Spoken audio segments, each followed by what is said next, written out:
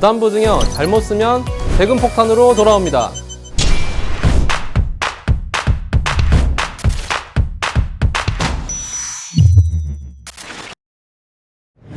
안녕하세요. 신한라이프 상속증여연구소 조정익 세무사입니다.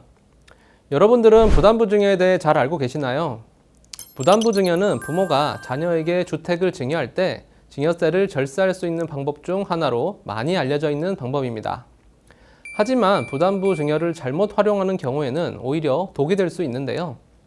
오늘은 잘 활용하면 득이 되지만 잘못 활용하면 독이 될 수 있는 부담부 증여에 대해 이야기해 보도록 하겠습니다. 부담부 증여란 말 그대로 증여에 부담을 더한다는 뜻으로 무상으로 부가 이전되는 증여에 부모가 갚아야 할 빚까지 같이 넘기는 증여를 말합니다. 주택의 경우 증여를 받는 사람이 전세보증금에 대한 상환 의무를 승계하거나 주택담보대출을 승계하는 경우 부담부 증여가 됩니다. 부담부 증여를 하게 되면 자녀가 무상으로 받는 부분, 즉 증여재산가액은 줄어들게 되기 때문에 증여세는 일반 증여에 비해 반드시 줄어들게 됩니다. 문제는 양도소득세인데요. 부담부 증여의 경우 전세보증금이나 주택담보대출을 승계하는 부분에 대해서는 부의 유상이전으로 보아 양도소득세가 과세됩니다. 자녀에게 양도한 것이 아니라 증여한 것인데 양도소득세를 부담하는 것이 이해되지 않을 수 있습니다. 지금부터 왜 부담부 증여에 양도소득세 문제가 발생할 수밖에 없는지 자세히 살펴보도록 하겠습니다. 아버지로부터 10억 상당의 아파트를 증여받는 상황을 가정해 보겠습니다. 해당 아파트는 6억의 전세보증금이 있습니다. 증여를 하기 전 아버지는 10억의 자산과 6억의 부채를 가지고 있는 상태입니다.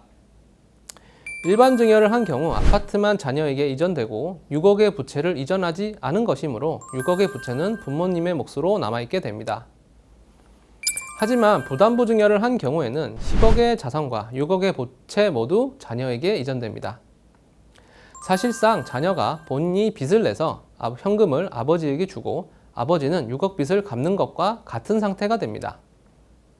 따라서 아파트의 가치 중 6억에 해당하는 부분은 자녀가 돈을 주고 사온 것이나 마찬가지입니다. 그래서 양도소득세가 부과되는 것입니다. 부담부 증여와 일반 증여 중 어떤 것이 더 유리한 것인지는 부담부 증여의 증여세 절세액과 추가된 양도세의 크기에 따라 절세되었는지 되지 않았는지를 판단할 수 있습니다. 부담부 증여의 증여세 절세액이 추가된 양도세보다 큰 경우 총 세금은 줄었기 때문에 절세가 된 것이고 부담부 증여의 증여세 절세액이 추가된 양도세보다 적은 경우 총 세금은 늘었기 때문에 오히려 손해를 보게 됩니다. 따라서 미리 세금 효과를 계산해 본 후 부담부 증여가 여러분의 상황에 유리한 것인지를 판단해 본 후에 증여를 실행해야 합니다. 1세대 1주택 또는 양도차익이 적은 경우에는 양도소득세 부담이 적을 것이므로 부담부 증여가 유리할 것이나 반대로 양도차익이 커서 양도소득세 부담이 클 것으로 예상된다면 부담부 증여는 독이 될 수 있습니다. 이러한 세금 효과뿐만 아니라 부담부 증여 시 절대 놓쳐서는 안 되는 것이 있습니다. 바로 자녀에게 승계된 부채의 실질 부담에 대한 사후관리입니다. 부모의 입장에서는 자녀가 부채를 부담하고 있는 것이 안타까워 대신 갚아주고 싶은 마음이 있을 수밖에 없는데요. 그 사실을 과세관청도 알고 있기 때문에 자녀에게 승계된 부채를 실질적으로 누가 부담하는지를 지속적으로 관리하고 있습니다.